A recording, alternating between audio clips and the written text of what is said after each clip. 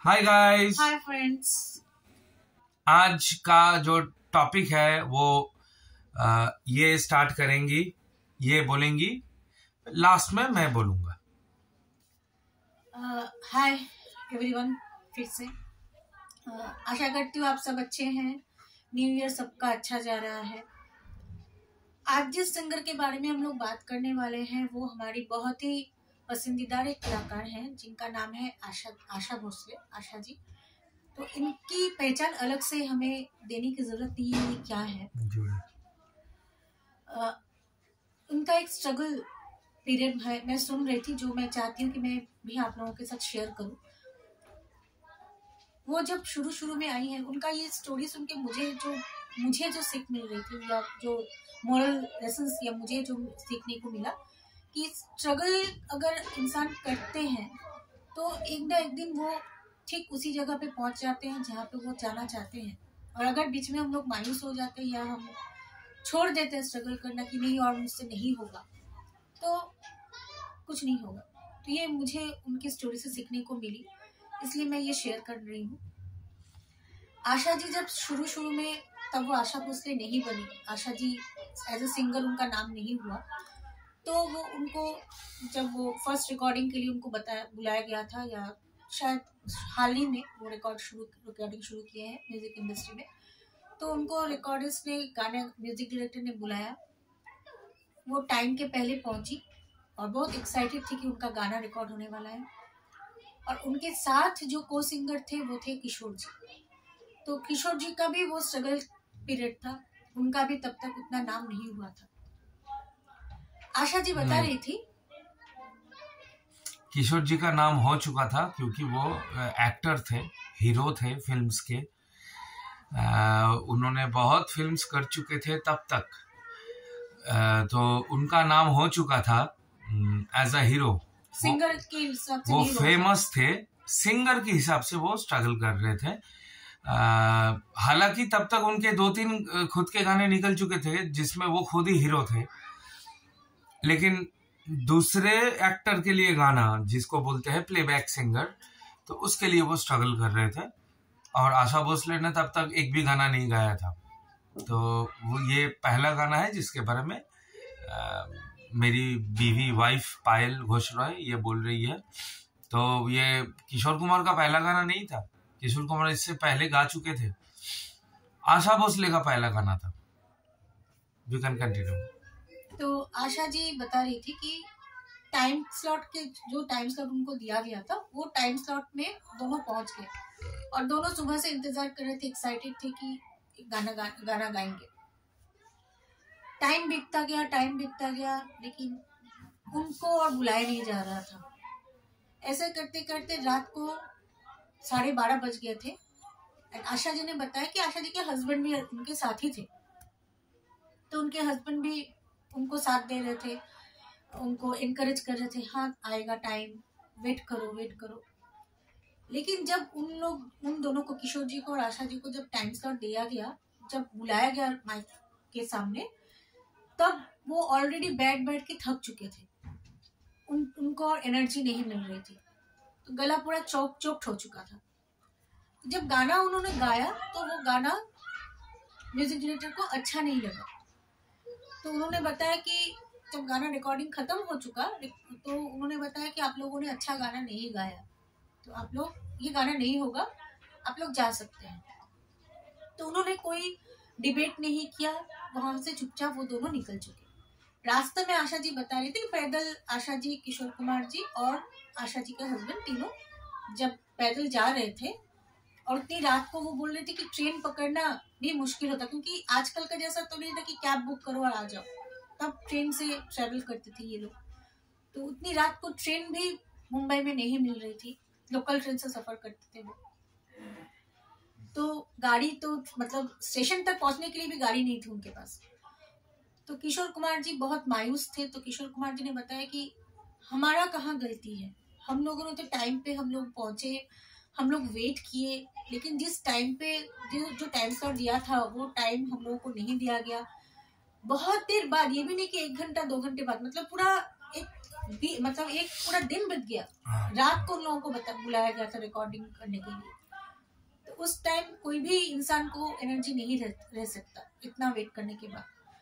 फिर तो आशा जी ने बताया कि ये शुरुआत है, अभी तो और स्ट्रगल करना बाकी है,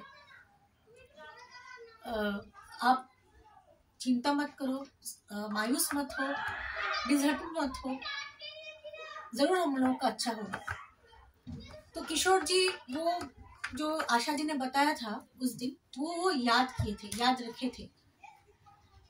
ऐसे बहुत सारे दिन गए जब उन्होंने रिकॉर्डिंग रूम में गए वो दोनों, लेकिन रिकॉर्डिंग शायद कभी हुआ कभी नहीं हुआ, ऐसा करते करते रेगुलर मायूस होते गए। लेकिन एक दिन ऐसा आया जिस दिन उन लोगों ने गाना गाया और वो गाना हिट हुआ।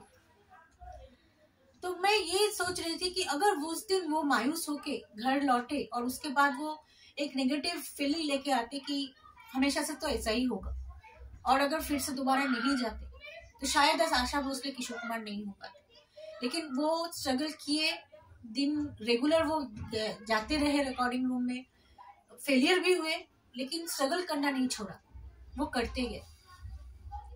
आशा जी की और एक स्टोरी है। आशा जी बता रही थी कि आशा जी की बहुत एक छोटे बच्चे थे, एक छोटा सा बेबी था जब वो स्ट्रगल कर रही थी, और जब उसका बच्चा छोटा था, जब उनका बच्चा छोटा था। तो मेरी हिंदी बहुत अच्छी है, कुछ माइंड मत कीजिएगा।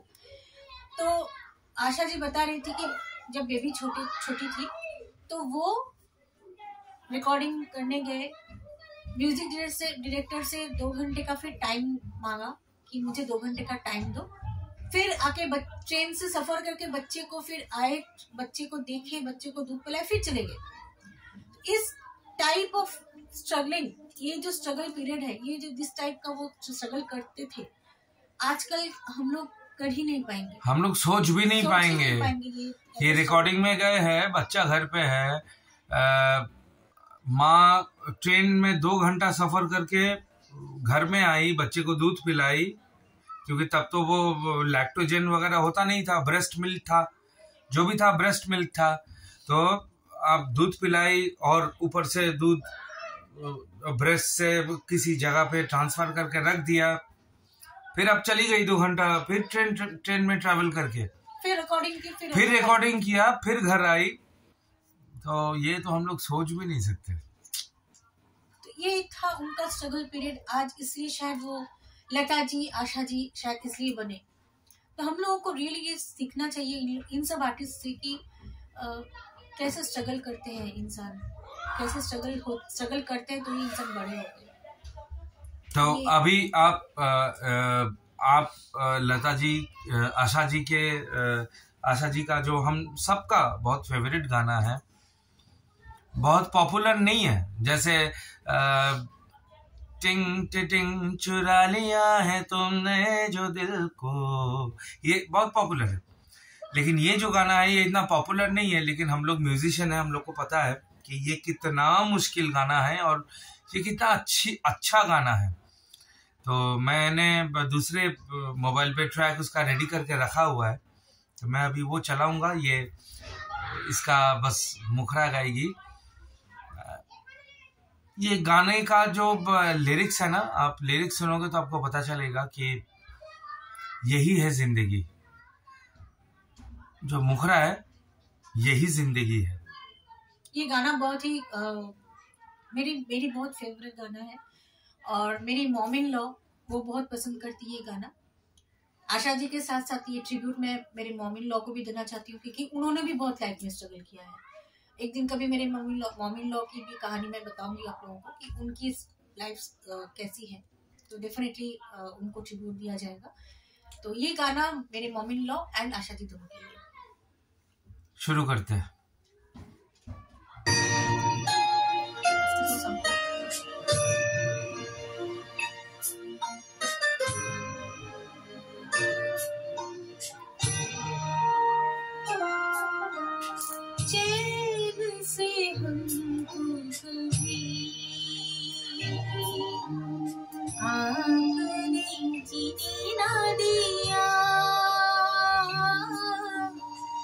जहर भी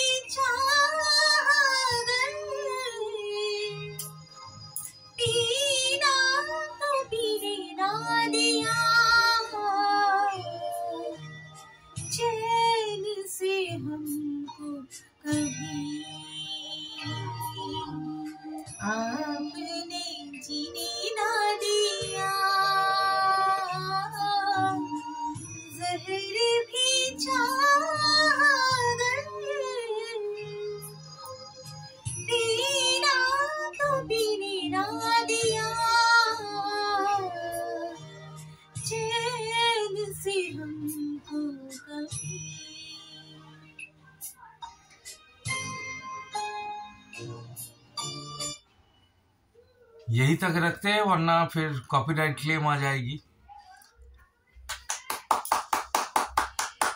भूल चूक माफ, क्योंकि मैं बहुत डर डर के गा रही थी ये गाना और एकदम बिल्कुल प्रैक्टिस में अभी नहीं हूँ, लेकिन ये हम लोगों का बहुत फेवरेट गाना है। और मेरा कहने का ये मकसद ये था कि ये बताने की मकसद ये थी कि ये जो बड़े आर्टिस्ट हैं, इन सब, ये सिर्फ गाना नहीं है, ये अपने personal life and professional life दोनों किस तरह से मैनेज करके काम करते थे, जो आजकल के हम बच्चों में इतना हिम्मत या इतना पेशेंस ही नहीं है कि हम लोग ये करें। सोच ही नहीं है। एग्जैक्टली, मतलब हम लोग सोच भी नहीं सकते कि, क्योंकि आजकल के दिन में हम लोग हमेशा से काम करते करते, मैं खुद ऐसा मैं सोचती हूँ कि मैं 9 आवर्स में शिफ्ट करती हूँ, तो एक घर में एक नौकर होना बहुत जरूरी होगा, लेकिन आजकल पहले तो कभी ऐसा मम्मी लोग तो ये सब सोच भी नहीं सकती, वो लोग खुद ही करते थे, वो लोग जॉब भी करते थे, वो लोग अपना पर्सनल लाइफ भी, फैमिली भी मेंटेन करते थे। तो हाँ, हम लोगों को सीखना चाहिए, मेरा यही आज का मैसेज है, ये बताने का। तो आज का वीडियो यहीं पे खत्म करते हैं। ऑलरेडी 12 मिनट का हो चुका है, ऊपर दिख रहा है मुझे।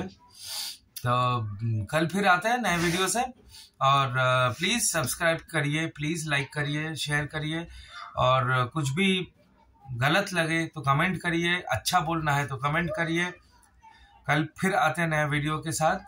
आप लोगों का कोई कमेंट्स हमें नहीं मिल रहा है, इसलिए हम समझ नहीं पा रहे हैं कि आप लोगों को ये वीडियो पसंद आ रहा है हम लोग जो बना रहे हैं, या आप लोग, अगर आप लोग भी कुछ शेयर करना चाहते हैं इन जो आर्टिस्टों के बारे में हम लोग रेगुलर ट्रिब्यूट दे रहे हैं या बात कर रहे हैं, अगर आप लोग भी, आप लोगों का कुछ व्यूज शेयर करना चाहते हैं, या फिर अगर कुछ और कंटेंट में आप लोग को सुनना है तो वो भी आप बता सकते हो। बस ये आर्टिस्ट को ट्रिब्यूट देना नहीं, अगर कुछ और कंटेंट आप लोग को सुनना है, जानना है, तो वो भी बोल सकते हो कि इस पे करो, तो वो करेंगे। फिर से बता रहा हूँ, ये चैनल पैसे के लिए नहीं है, हम दोनों के पास नौकरी है, हम लोग नौकरी करते हैं। ये चैनल बस बात करने के लिए, it's a story telling channel. हम लोग नए नए स्टोरी बताते हैं, बातें करते हैं। आप लोग भी रिटर्न में बातें कीजिए कमेंट्स के थ्रू, एक अच्छा परिवार बनेगा। ये पैसे के लिए नहीं है, मैंने मोनेटाइज नहीं किया ये चैनल को, सो प्लीज नॉर्मली ट्रीट कीजिए, सब्सक्राइब कीजिए, लाइक कीजिए, शेयर कीजिए। मिलते हैं कल फिर एक नए वीडियो के साथ। Bye bye.